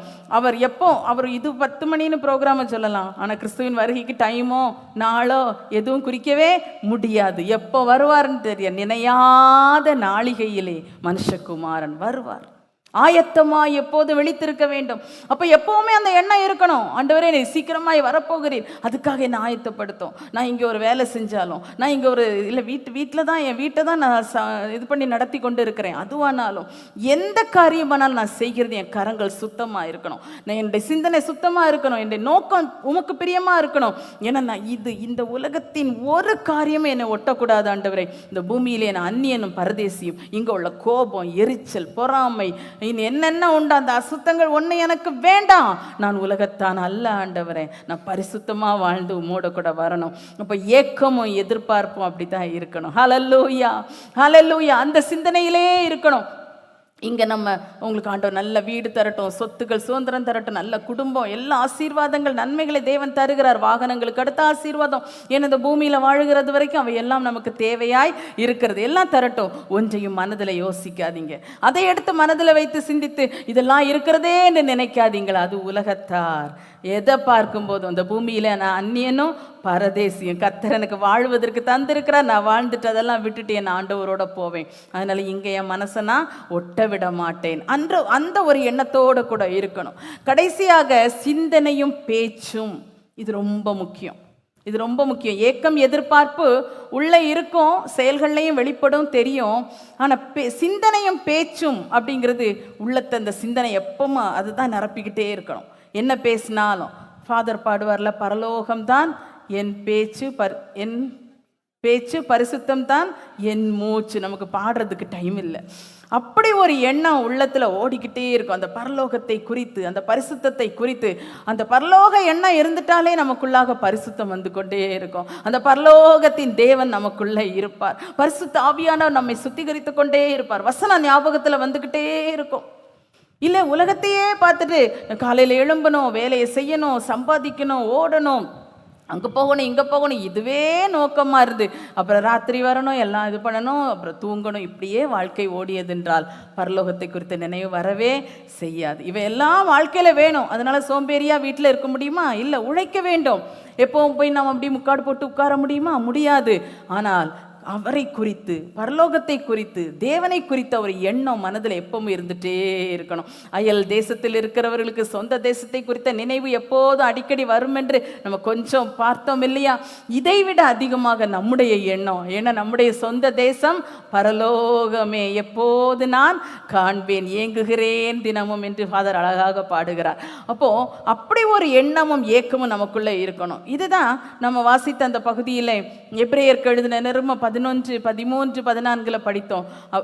அந்த வசனத்தை வாசிச்சிருவோமா? எபிரேயர் 11, 13, 14 அடுத்து உள்ள பகுதி. இவர்கள் எல்லாரும் வாக்குத்தத்தம் பண்ணப்பட்டவைகளை அடையாமல் தூரத்திலே அவைகளை கண்டு நம்பி அணைத்து கொண்டு பூமியின் மேல் தங்களை அந்நியரும் பரதேசிகளும் என்று அறிக்கையிட்டு விசுவாசத்தோடே மரித்தார்கள். இப்படி அறிக்கையிடுகிறவர்கள் சுய தேசத்தை நாடி போகிறோம் என்று தெரியப்படுத்துகிறார்கள். ஹல்லேலூயா, ஹல்லேலூயா. மிக அழகான வார்த்தைகள் பார்த்தீங்களா? தூரத்திலே கண்டாராம். தூரத்தில் காணணும். எதெல்லாமோ நம்ம காணுவோம். எனக்கு இப்படி ஒரு கார் கிடைத்தால் எப்படி இருக்கும், எனக்கு இப்படியெல்லாம் வசதி உள்ள ஒரு வீடு கிடைத்தால் எப்படி இருக்கும், இந்த கலரில் இந்த டிசைன் உள்ள saree எனக்கு கிடைத்தால், இல்லை சுடிதார் கிடைத்தால் எப்படி இருக்கும், இப்படியெல்லாம் கற்பனை பண்ண தெரியுதே. பரலோகத்தை குறித்த கற்பனை நம்ம பண்ணணும். ஹல்லேலூயா. சும்மா ஒன்றும் பண்ண தேவையில்லை. நம்ம வேதத்தில் எவ்வளவோ வசனங்களில் பரலோகத்தை குறித்து, அந்த பரம தேசத்தை குறித்து அழகான வார்த்தைகள் இருக்கிறது. மட்டுமல்ல, இப்படி ஆபிரகாமை போன்றவர்கள் சொன்ன வார்த்தைகள் இருக்குது. இதையெல்லாம் வச்சு நினைத்து அந்த பரலோகத்தை குறித்த தரிசனம் நம்மில் இன்னும் பெருகும்படி, அது இன்னும் வளரும்படி நம்ம செய்யணும். சில காரியங்களை குறித்து, ஒரு கரு எப்படி கருப்பையில் உருவாகி வளர்ந்து வளர்ந்து வளர்ந்து ஏற்ற காலத்தில் ஒரு குழந்தையாக வெளியே வருகிறதோ, இதை போல தேவனுடைய வார்த்தையினால், தேவனுடைய வார்த்தை, தேவனுடைய வசனங்கள் இவற்றின் மூலமாக நம்முடைய இருதயத்திலே பரலோகத்தை குறித்த அந்த கரு அது அப்படி வளர்ந்து வளர்ந்து ஒரு குழந்தை உருவாகி வர்றது போல அந்த எண்ணங்கள் வளர்ந்து வளர்ந்து வரும்போது குறிப்பிட்ட காலங்களில் அது நமக்குள்ளாக இருந்து செயல்களாக வெளிப்படும், வார்த்தைகளாக வெளிப்படும். அதுதான் நம்முடைய பேச்சில் வரும். நம்முடைய பேச்சில் இருதயத்தின் நிறைவினால் வாய் பேசும். அப்போ உள்ள என்ன உருவாகி வருகிறதோ அதுதான் வெளியே புறப்பட்டு வரும். அன்பான தேவ பிள்ளைகளை, பரலோகத்தை குறித்த, கர்த்தரை குறித்த, நம் சொந்த தேசத்தை குறித்த காரியங்கள் நமக்குள்ளாக அதிகமாக உருவாகட்டும். அந்த வாஞ்சை பெருகட்டும். ஆபிரகாமை குறித்து சொல்லி இருக்கிறதுல, தூரத்துல கண்டாராம், பார்த்தார். அப்படின்னா கண்ணை மூடி நினைச்சாரா, என்ன நினைச்சா? அந்த ஆண்டவர் அவருக்கு சொல்றாரு, நீ கால் மிதிக்கும் இடத்தெல்லாம் உனக்கு தருவேன், நீ பார்க்குற இடத்தெல்லாம் உனக்கு தருவேன். அப்படி பெரிய பெரிய வாக்குத்தத்தம் கொடுத்தார். இன்னைக்கு நம்மன்னா அப்படிதான் செய்வோம். இதெல்லாம் ஆண்டவர் எனக்கு தருவேன் தருவேன்னு சொன்னார், அதனால இதெல்லாம் நான் நல்லா அனுபவிக்கணும்னு நம்முடைய கண்கள் அங்கே மட்டும் போயிடும். இன்னைக்கு சில காரியங்கள் நமக்கு ஆண்டவர் தருகிறேன் என்று சொல்றார். இந்த பூமியில உங்களுக்கு சொல்லி இருக்கிறார், நிச்சயமா நமக்கு சொல்லி இருக்கிறார், தருகிறார். தருகிறதை இந்த பூமிக்குரியதாய் நினைத்து அந்நியரும் பரதேசியும் தொட்டும் படாமன்னு சொல்லுவாங்கல்ல, அந்த மாதிரி வேணும். பட் அதை என் மனதில் நான் ஏற்றி வைக்க மாட்டேன். எனக்கு இந்த பணங்கள் தேவை, ஆனால் நான் அதையே போய் எண்ணி எண்ணி என் மனசில் வச்சிட்டு இருக்க மாட்டேன். எனக்கு ஆண்டவர் தான், ஆண்டவருடைய எனக்கு பிற்காலத்தில் நித்திய வாழ்வை கர்த்தர் வைத்திருக்கிறார். இந்த சிந்தனையோடு கூட வாழணும். தூரத்தில் கண்டார், நம்பி அணைத்து கொண்டார். எதை அணைச்சிக்கிட்டாராம்? அந்த பரம தேசத்தை, பரமராஜ்யத்தை, அந்த நித்தியத்தை அணைத்து கொண்டார். நித்தியத்தை, இந்த உலகத்தின் பொருட்களை அல்ல. இதெல்லாம் நிறைய ஆண்டவர் கொடுக்கிறார், ஆனால் இதெல்லாம் அணைத்து கொள்ளலை. ஆபிரகாமை விடவா நமக்கு கிடைச்சி போச்சு? இல்லை. ஆனால் இதை அணைத்து கொள்ளவில்லை. தேவன் கட்டி உண்டாக்குகிற நித்திய வாசஸ்தலத்தை நம்பி அணைத்து கொண்டார். அந்நியரும் பரதேசியும் என்று அறிக்கையிட்டார்கள். அடிக்கடி நம்ம சொல்லணும். சொல்லி பாருங்க. இன்னைக்கு வீட்டில் போயிட்டு முதல் சொன்னோடனே எல்லாரும் ஒரு மாதிரி பார்ப்பாங்க. இந்த வார்த்தை தெரியும் நம்ம வீட்டில் உள்ளவங்களுக்கு, ஆனாலும் நம்மளை ஒரு மாதிரி பார்ப்பாங்க. வாய் விட்டு சொல்லுங்க. ஆண்டவர்கிட்டையா சொல்லணும் முதல்ல, ஆண்டவரே நான் அந்நியனும் பரதேசியுமா இருக்கிறேன், ஆண்டவரே நான் உங்கள் பிள்ளை, ஆண்டவரே நீங்கள் சீக்கிரமாக வரப்போறீங்க, நான் உங்களோட வரப்போகிறேன், உங்கள் ராஜ்யத்தில் என்னை சேர்த்துக்கொண்டு அங்கே நீடூழி காலம் வாழும்படியான பாக்கியத்தை எனக்கு வச்சிருக்கிறீங்கன்னு சொல்லி அந்த சந்தோஷத்தில் அப்படி தான் அவங்க விசுவாசத்தோடு மரித்தார்கள். நாம் விசுவாசத்தோடு வாழ்ந்து கொண்டு இருக்கிறோம். அந்த எதிர்பார்ப்போடு வாழுவோம். கண்களை மூடுவோமா, கர்த்தரை நோக்கி பார்ப்போமா. ஹல்லேலூயா. ஆண்டவரே, இந்த உலகத்திலே நான் அந்நியனும் பரதேசியும், முதல்ல இதை விட்டு எழும்பி போ. முன்னால ஆண்டவர்கிட்ட சொல்லுவோம், நான் அந்நியன் ஆண்டவரே, இந்த உலகத்துக்கு நான் சுதந்திரம் கிடையாது, இந்த உலகம் எனக்கு பாத்திரமானது அல்ல ஆண்டவரே, நான் உம்முடைய பிள்ளை, நீர் பரலோகத்துக்கு உரியவர், நீர் இந்த உலகத்தில் வந்தீர், வாழ்ந்தீர், ஆனால் தலை சாய்க்க கூட உமக்கு இடம் இல்லைப்பா, அப்படிதான் வாழ்ந்தீர். ஹல்லேலூயா, ஹல்லேலூயா. ஆனால் அவரும் ஏறி போகிறதுக்கு அவருக்கு படகு இருந்தது, கழுதை இருந்தது, எல்லாமே இருந்ததுனா, ஆனால் அவர் இதில் ஒன்றும் ஒட்டவில்லை. நான் உலகத்தான் அல்லாதது போல. என்ன பெரிய சவாலான வார்த்தை. இன்றைக்கு நம்முடைய உள்ளாத நிரப்பட்டோம். ஏன்னா ஆண்டவர் இயேசு சீக்கிரம் வரப்போகிறார். நம்முடைய முற்காலங்களில் இந்த வார்த்தையை கேட்டதை காட்டிலும் இப்போது நாம் மிக நெருக்கமாக இவைகளை பார்த்து கொண்டு இருக்கிறோம். ஹல்லேலூயா. இயேசு சீக்கிரமாய் வரப்போகிறார். இனி காலம் செல்லாது பிரியமானவர்களே. எந்த அளவுக்கு நாம் அந்நியரும் பரதேசிகளும் என்று பூமியிலே அறிக்கையிடுகிறோமோ அந்த அளவுக்கு அந்த நித்திய ராஜ்யத்துக்கு சுதந்திரராக நாம் மாற இருக்கிறோம். ஹல்லேலூயா, ஹல்லேலூயா, ஹல்லேலூயா, ஹல்லேலூயா. ஆமென். ஸ்தோத்திரம், ஸ்தோத்திரம், ஸ்தோத்திரம், ஸ்தோத்திரம், ஸ்தோத்திரம், ஸ்தோத்திரம், ஸ்தோத்திரம். எல்லாரும் அறிக்கை பண்ணுவோம், நான் அந்நியனும் பரதேசியுமா இருக்கிறேன் அப்பா, நான் உம்முடைய பிள்ளையா இருக்கிறேன், நான் உமக்கு சுதந்திரவாளியா இருக்கிறேன் அப்பா, உம்முடைய பரமராஜ்யத்துக்கு நான் பங்காளியா இருக்கிறேன் ஆண்டவரே. ஹல்லேலூயா, ஹல்லேலூயா. பூமிக்குரிய கூடாரமாகிய நம்முடைய வீடு அழிந்து போனாலும் தேவனால் கட்டப்பட்டதும் கைவேலை அல்லாத நித்திய வீடு பரலோகத்திலே நமக்கு உண்டென்று அறிந்திருக்கிறோம். ஹல்லேலூயா, ஹல்லேலூயா. உண்டென்று அறிந்திருக்கிறோமா? அந்த நம்பிக்கை நமக்கு இருக்குதா? அந்த நம்பிக்கை இருக்குதா? எனக்காக ஆண்டவர் ஒரு வாசஸ்தலத்தை கட்டி உண்டாக்குகிறார். நான் இந்த பூமியில் அதை இதை நினைத்து நான் வாழுகிறது அல்ல, எனக்காக கர்த்தர் கட்டி உண்டாக்குகிற வாசஸ்தலம். ஆமென், ஆமென். அதுதான் எனக்கு சுதந்திரம். அங்க நான் பொக்கிஷம் சேர்க்கணும், அங்க நான் பொக்கிஷம் சேர்க்கணும். ஆமென், ஹல்லேலூயா, ஹல்லேலூயா. ரேகமாரா சங்கலரதன மோரியாந்தலனமா தீமலரதன மோரியாந்தலனமா ரபது நிமிஷபரபௌதிரி பிகபலபலபரபா ரிகரியாதரஷரபரபரபா. இருதயங்கள் நிரம்புவதாக, பரம வாசஸ்தலத்தை கொடுத்த வாஞ்சையோடு நிரம்புவதாக, நிரம்புவதாக. தேவன் வைத்திருக்கிற ஆமென் கிரியைகளுக்கு தக்க பலனுக்காக செயல்பட உள்ளம் தூண்டப்படுவதாக, தூண்டப்படுவதாக. இவ்வுலகத்தின் பலன்களுக்காக மட்டுமல்ல, உலகத்துல வேணும் அன்றாட காரியங்கள் செய்ய வேண்டியதுதான். ஆனா நித்தியமான நோக்கம் அதுவாய் இருக்கட்டும், நித்தியத்தை குறித்த நம்பிக்கை இருக்கட்டும், பெருகட்டும், பெருகட்டும், பெருகட்டும். தீபரபதரபோ ஷரபோ திரிபிக்க பலபரபா. ஹல்லேலூயா. பரிசுத்தமாய் நம்மை காத்துக்கொள்வோம், பரிசுத்தர் இயேசு வருகிறார். பரிசுத்தமாய் நம்மை காத்துக்கொள்வோம், பரிசுத்தர் இயேசு வருகிறார். கரை தீரையற்ற சபையினை தம்மோடு சேர்க்கவே வருகிறார். கரை தீரையற்ற சபையினை தம்மோடு சேர்க்கவே வருகிறார். பரிசுத்தமாக காத்துக்கொள்வோம். இந்த பூமியிலே நம்மை அந்நியனும் பரதேசியும் என்று அறிக்கையிட்டு நம்மை காத்துக்கொள்வோம். பரிசுத்தர் இயேசு வருகிறார். கரை தீரையற்ற சபையினை தம்மோடு சேர்க்க. Yes, hallelujah. கரை தீரையற்ற சபையினை சொல்லுவோமா? மாரநாதா, மாரநாதா, அல்லேலூயா, மாரநாதா, அல்லேலூயா, மாரநாதா, அல்லேலூயா, மாரநாதா, அல்லேலூயா. ஆமென், ஆமென். தி பாபா பரபதனல கதிரம ஷமம மரிபிரி பிகபௌரியா ரேஹதன கரியாந்தல நமரிதன மொஷமர பௌதிரி பிகபல பரப. ஆமென், ஆமென், ஆமென். இந்த பூமியிலே நாங்கள் அந்நியரும் பரதேசியுமாய் இருக்கிறோம் அப்பா. நாங்கள் எங்களை உமக்கென்று பரிசுத்தமாய் காத்துக்கொள்ள கிருபை தருவீராக. உமக்கென்று, உமக்கென்று, உமக்கென்று, உலகத்துக்காக அல்ல அப்பா, உலகத்துக்காக அல்ல ஆண்டவரே. உமக்கென்று பரிசுத்தமாய் வாழ்ந்து உமோடு சேர்க்கப்படும்படிக்கு. ஆமென், ஆமென், ஆமென், ஆமென். ஏனெனில் கர்த்தர் தாமே ஆரவாரத்தோடும் பிரதான தூதனுடைய சத்தத்தோடும் தேவ எக்காலத்தோடும் வானத்திலிருந்து இறங்கி வருவார், இறங்கி வருவார். அப்பொழுது கிறிஸ்துவுக்குள் மரித்தவர்கள் முதலாவது எழுந்திருப்பார்கள். பின்பு உயிரோடு இருக்கும் நாமும் கர்த்தருக்கு எதிர்கொண்டு போக மேகங்கள் மேல் அவரோட கூட எடுத்துக்கொள்ளப்பட்டு இவ்விதமாய் எப்போது கர்த்தருடனே கூட இருப்போம், எப்போதும் இருப்போம். எப்போதும் வாழப்போகிற வாழ்க்கை. ஹல்லேலூயா. எப்போதும் இயேசுவோடு வாழப்போகிற வாழ்க்கை. ஹல்லேலூயா. Thank you Lord, thank you Lord. ஆமென், ஆமென். இப்போ எப்போவாது ஜெபத்தில் உட்காரும்போது இல்லை ஆலயத்துக்கு வரும்போது மட்டும் எனக்கு உங்கள் பிரசன்னம் ரொம்ப நெருக்கமாக இருக்குது ஆண்டவரே, மற்றபடி நான் ரொம்ப தொய்ந்து போகிறேன்னு நினைக்கிறீங்களா? உங்களை அந்நியரும் பரதேசியும் என்று அறிக்கை இடுங்க. ஆண்டவர் இயேசுவோட கொஞ்சம் கூட க்ளோஸாக வாங்க. கர்த்தர் கொண்டு வருவார், கொண்டு வருவார். ரீபாபா தரஷரபா. இந்த உலகத்தில் வாழ தந்திருக்கிற நாட்கள் எல்லாம் ஆமென் கர்த்தருடைய வருகை பெரிய இந்த சாட்சியாக வல்லமையாக கர்த்தருக்காய் ஜீவிக்க கிருபை தருவார்.